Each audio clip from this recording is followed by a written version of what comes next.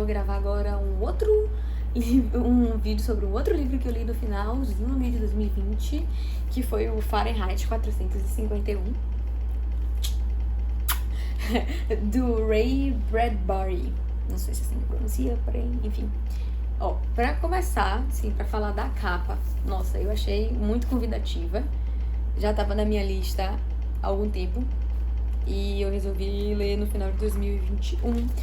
Gente, foi um livro, assim, realmente muito diferente do que eu tô acostumada a ler.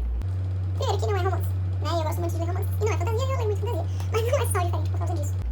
É diferente porque é uma crítica a um futuro, porque esse livro foi escrito na década de 1950, salvo engano. Aqui, originalmente publicado em 1953, isso mesmo. Então, foi escrito em 1950, mais ou menos ali, uma crítica baseada no comportamento das pessoas após o surgimento da televisão, a preocupação do que seria das pessoas a partir do momento do surgimento da televisão, vendo a televisão na sua perspectiva negativa, né? E numa perspectiva mesmo de aculturamento das pessoas, inclusive fazendo uma ligação direta com os livros, porque com a televisão as pessoas deixariam de ler livros ou leriam menos livros e justamente com isso ficariam mais, eu ia dizer abobalhadas, tem um termo mais correto, alienadas, pronto. E é mais ou menos isso nessa fonte que o livro bebe. É um pouco clichê hoje em dia falar sobre isso. No ensino médio a gente discute bastante sobre isso. Eu, pelo menos, discuti na minha época de escola. Mas é importante, não é porque é clichê que deixa de ser necessário. Inclusive, se formos fazer uma análise, uma retrospectiva, tudo isso que foi falado aqui, como no futuro distante, que pra mim já existe, que é o hoje, imagine se tivesse sido escrito esse livro a partir da perspectiva da existência da internet e dos celulares, das redes sociais, mais propriamente do Instagram, TikTok, Reels, tudo isso que acaba levando a gente a sempre estar consumindo conteúdo o tempo todo de uma maneira rápida. E realmente eu não vou dizer que com isso necessariamente você vai ficar alienado, não. Mas os livros acabam sendo deixados de lado mesmo. Eu acho que todos os meios de comunicação têm seu lado positivo e seu lado negativo. Mas, enfim, uma coisa também que o autor fala, acho que nos comentários finais do livro, Poxa, perdi o fio da meada aqui. Mas, enfim, no pós-fácil e na cota, ele vai fazendo comentários sobre a obra. Digamos que sobre o mundo, tipo, o mundo de hoje e a obra, como a obra foi envelhecendo, sabe? E ele continua com esse tom de crítica pro mundo de hoje. E aí é que ele entra bastante no terreno, assim, das 1000 formas de se queimar um livro, das 1000 formas do livro deixar de ser importante. E ele critica muito também a necessidade que se tem hoje de se adaptar, de se modificar obras originais para fazer com que minorias se sintam representadas ali. Por exemplo, obras cujos personagens, no elenco não se tivesse personagens femininos, ou então que os personagens femininos fossem de pouca relevância. Então você readaptar a obra, fazer de um jeito com que se insira um personagem feminino ali, porque a sociedade de hoje pede isso. Ou então de que se insira um personagem negro, porque a sociedade pede representatividade, pede diversidade. Então nessa linha aí ele vai criticando isso. Eu já pulei logo, impressionante, pulei logo, sem contar nem da história do livro direito, já pulei pra parte polêmica, que eu achei, que foi mais nesse comentário final do autor mesmo. Mas eu fiquei refletindo sobre isso que ele disse, porque assim, eu acho importante que as histórias tenham representatividade, que as histórias tenham diversidade, que se tem espaço nas histórias para representar a sociedade como ela é hoje, ou seja, com a mulher no espaço no mercado de trabalho, com os negros no mercado de trabalho, com todos, né, com tudo que você imaginar, os índios. Eu acho que todos têm que ter, sim, representatividade, que isso, enfim, tem que estar nas obras. Porém, a gente também tem que tentar compreender que as obras, elas são reflexos do momento em que elas foram escritas, do contexto em que elas foram escritas e da própria pessoa, né, do próprio autor, dentro daquele contexto histórico. Então, eu não... É aquilo, eu escrevi na minha resenha do Scooby, que eu entendi o que ele quis dizer. De certa forma eu até concordo, mas é até incômodo saber que faz sentido isso que ele tá dizendo. Porque ele tá defendendo o seguinte: o tema principal do livro dele, eu já vou adentrar sobre isso, é sobre queimar livros. E aí ele diz que existem várias maneiras de você queimar o livro, não necessariamente você literalmente queimar o livro, ok? Beleza. Aí ele, dentre essas formas de você queimar um livro, ele tá falando do espaço que os autores vêm perdendo de escreverem as suas obras como eles querem que sejam escritas, ou da maneira como as editoras vêm querendo modificar edições de livros antigos, ou seja, cortar pedaços, inserir coisas novas se o autor ainda for vivo, coisas assim que vão tirando a essência do livro, a essência do autor, e que, segundo ele, já servem para queimar o livro, né? E ele vai citando vários acontecimentos com ele. Ele falou, por exemplo, que que ele queria muito que uma obra dele, um conto dele, fosse adaptado para o teatro numa universidade, salvo engano. E aí ele vai contando que a universidade falou que não poderia fazer isso, porque por mais que quisesse, não poderia, porque seria duramente criticada pelo fato de não existir um personagem feminino naquele conto. Então, é meio assim, porra, não tem um personagem feminino no conto? Sabe? É aquele contraponto. Eu entendo o que ele tá dizendo, porém não concordo muito, porém concordo, é uma loucura. E aí eu lembrei também de uma polêmica que teve alguns anos atrás, aqui no Brasil, sobre as obras do Monteiro Lobato, porque tem teor racista ali, né? E aí estavam querendo retirar das escolas, houve uma polêmica para que as crianças não lessem aquilo. E existia um outro lado, que era que se mantivesse essas histórias nas grades curriculares, porém fazendo com que as crianças tivessem um olhar crítico, ou seja, para que percebesse aquele conteúdo racista ali. Então, eu acho que eu tô mais nessa segunda corrente. Olha, vamos adaptar essa peça, ok, vamos adaptar essa peça. Porém, precisamos que haja ali um criticismo em relação ao fato de não existir um personagem feminino. Sabe? Eu não sei se eu sou muito a favor desses cortes todos que as editoras propõem, que acaba modificando, às vezes, até a própria essência do livro. Então, nesse sentido, eu entendi o que o autor quis dizer.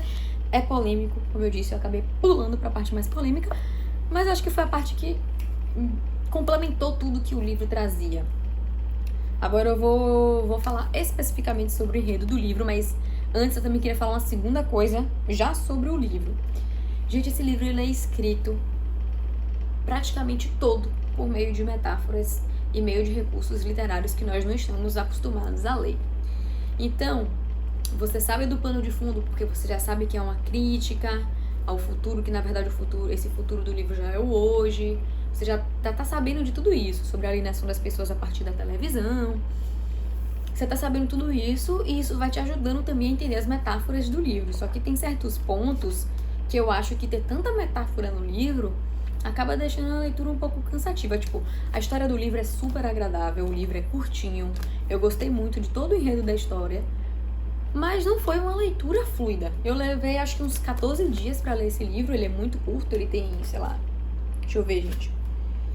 Com os comentários, ele tem 213 páginas, então é um livro curto, e eu demorei 14 dias pra lê-lo, justamente por causa disso. Ele tem muita metáfora, e ele também tem muitas referências que eu não pegava. Enfim, o Sabujo Mecânico mesmo parece que é uma referência a um cachorro de um filme que eu nunca assisti, que ele comenta no pós-fácil, só por isso eu descobri.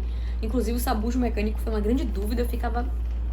O que é isso? O que é esse sabujo mecânico? Tipo, é um cachorro mecânico com tecnologia ultra farejadora? Enfim. Então, certas coisas pontuais ali eu ficava... Por exemplo, quando ele vai descrever, ao meu ver, ele tava escrevendo na televisão. E aí ele vai falar que na casa do personagem principal, que é o Montangue, tem 3 telas. E que a esposa dele, que é uma mulher, e que todas as mulheres do livro... Quer dizer, todas as pessoas do livro são alienadas, mas as mulheres ainda mais, né? As mulheres não trabalham, são donas de casa. Enfim, então, a mulher, que é a Milted, não sei se é assim que pronuncia, Milted em português, ela é a mulher do Montangue. Então, ela vive na casa dela 24 horas por dia assistindo televisão. São 3 telas simultâneas, o sonho dela é ter uma 4ª. E ela considera que as pessoas que estão na tela são a família dela. E ela passa literalmente o dia vendo os programas daquilo ali, que eu interpretei que era televisão, mas... Outra coisa que eu fiquei na dúvida quando ele fala de áudio concha, alguma coisa assim. O que era Sound Conscious? Até agora eu não consegui entender direito. Estaria se relacionando a televisão, tipo, ao áudio, fone de ouvido, não sei. Estaria se relacionando a telefone. Eu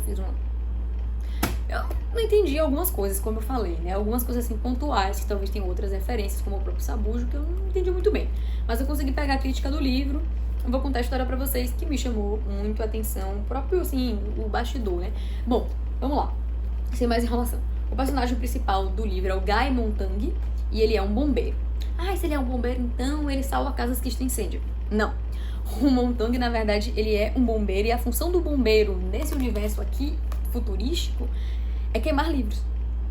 E o que eu acho mais interessante nesse ponto do queimar os livros, dos livros serem proibidos, dos livros serem símbolos de coisas ruins que levam as pessoas a serem mortas por causa disso, perseguidas, presas por causa disso, é que quando o chefe dos bombeiros, o chefe do Montag, está contando pra ele a história de como os bombeiros se tornaram bombeiros com a função de queimar livros e como os livros se tornaram proibidos, ele diz que, na verdade, não existe uma lei ou um decreto que proíbem os livros. É só que as pessoas foram se afastando gradualmente dos livros, consumindo resumos, sínteses dos conteúdos dos livros através dos outros meios de comunicação, de maneira que o livro se tornou desnecessário. E depois de um certo ponto, um dado momento, quem lê passa a ser alienado. Quem lê não é normal. Quem lê é maluco. É excêntrico, mas é um excêntrico negativo. Então, essa pessoa tem que ser neutralizada. E esse neutralizado acaba sendo, na maioria das vezes, a morte, porque aqueles que leem estão conscientes de tudo, estão fora da casinha, ou seja, não são alienados, e acabam preferindo a morte do que se deixar ser inserido naquele mundo completo de alienação total. Então, os bombeiros nessa história não salvam casas, até porque 100% das casas do mundo nessa história são a prova de fogo. Então, os bombeiros, eles ressurgem com um ressignificado que é queimar livros. E aí aqui nesse livro se fala em queimar livros literalmente, né? Mas, enfim, o que é que acontece? Tem uma menina que não se especifica a idade dela, mas adolescente, Clarice, que faz parte dessas poucas pessoas que leem livros e que não são alienadas. Assim, nunca se confirma no livro que ela lê livros. Ela nunca fala de livros especificamente, eu acho, diretamente com o Montag. Mas assim, todas as descrições da Clarice se encaixam no tipo de perfil de pessoas que leem livros nesse universo distópico. Então, a Clarice, ela representa ali a pessoa que não é alienada, a pessoa que olha pra outra e conversa, que olha pro céu e imagina, que usa a imaginação, que fica conversando, aquela que não vê televisão. Uma frase emblemática do livro é que quando a Clarice, eu vou dizer, some, e o Montag tá ali, né, desperta pro mundo depois que ela some e fica se questionando sobre a família dela e sobre ela e sobre as coisas que ela comentava, enfim, que ela instigou a dúvida no Montag, e ela some, o chefe dele diz o seguinte pra ele, que a Clarice, ela era estranha, que ela pertencia a essa família de estranhos, que estavam sendo já observados há algum tempo, e que a Clarice era uma menina absolutamente estranha, porque a Clarice, ela ia pra escola e ela não queria saber como as coisas aconteciam, como montar aquele objeto, como fazer conta, como, enfim, interpretar tal coisa, sei lá. Ela não queria saber o como, ela queria saber o porquê. E aí o chefe do Montag vai explicar o perigo de se você querer saber o porquê das coisas e não o como as coisas acontecem. Enfim. Então, gente, olha que impacto, né? O porquê, né? As pessoas ali estão acostumadas a serem robotizadas, a saberem, no máximo, como fazer alguma coisa e não por que fazer aquilo. Elas não refletem, sabe? Esse momento me chamou, assim, realmente muita atenção.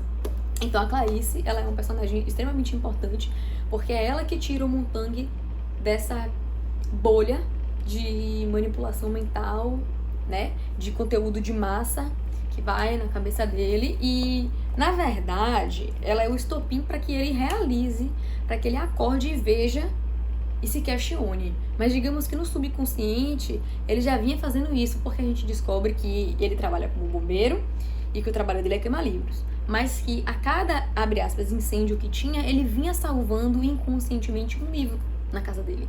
Então, a Clarice surgiu pra abrir os olhos dele e ele, opa, acordei, entendeu? Mas ele já vinha fazendo isso aí no modo sonâmbulo, sei lá. Então, é isso. Daí que a Clarice some. E quando a Clarice some, o Montanha acorda pra vida e resolve descobrir o que é que tem nos livros que deixa o chefe dele e todas as autoridades tão perturbadas de as pessoas quererem ler livros. O que é que tem nos livros que levam as pessoas a quererem perder a sua vida para salvá-los. E é aí que ele acorda dessa alienação total e resolve mudar a vida dele, mudar tudo. Então, basicamente, é isso. É um livro, assim, acho que um grito de acordem. E, como eu falei, foi escrito em 1950 a respeito de um futuro. E esse futuro, pra mim, é hoje. Esse futuro já existe, ocorre. E eu não quero ser pretensiosa e dizer que leia livros e ler livros vai abrir a sua mente. Até porque eu não sou o tipo de pessoa que costuma ler livros mais cultos. Mas eu também não acredito nessa classe hereditária não, esqueci a palavra. Mas enfim, tipo, piramidal, entendeu? De que tem livros que são melhores do que outros. Eu gosto de ler romance, eu gosto de ler fantasia. Às vezes eu leio suspense, investigação policial. Às vezes eu leio livros que fazem críticas à sociedade. Então eu leio um pouco de tudo e pra mim tudo é bom. Inclusive, fazendo só uma pausa, muitas vezes eu consegui fazer paralelos entre este livro e as críticas que este livro faz à sociedade com uma série de livros que eu li no final do ano passado, que é aquela... Ai, meu Deus, eu esqueci o nome agora. Eu vou escrever nos comentários. Poxa, são 3 livros. Eu acho que é Feios, Imperfeitos, enfim, esqueci agora. Mas assim, a gente vai fazendo uma crítica à sociedade também, mas em relação à aparência, né? E também uma distopia e tal. Eu consegui fazer alguns links entre essas duas histórias que são completamente diferentes, mas que se aproximam no caso de fazer uma crítica à sociedade de hoje, ambientando o mundo no futuro. E, ao meu ver, uma obra... Óbvio, ao meu ver não, uma obra clássica, uma obra histórica, uma obra de grande reconhecimento, e a outra que é uma fantasia, mas que pra mim trouxe grandes críticas como esta que trouxe também. Então, enfim, é isso aí. Acho que eu me estendi, falei um monte de coisa, mas acho que tudo que eu falei foi necessário. Acho que tudo que eu falei foi bom. E é isso aí. Espero que vocês gostem e leiam.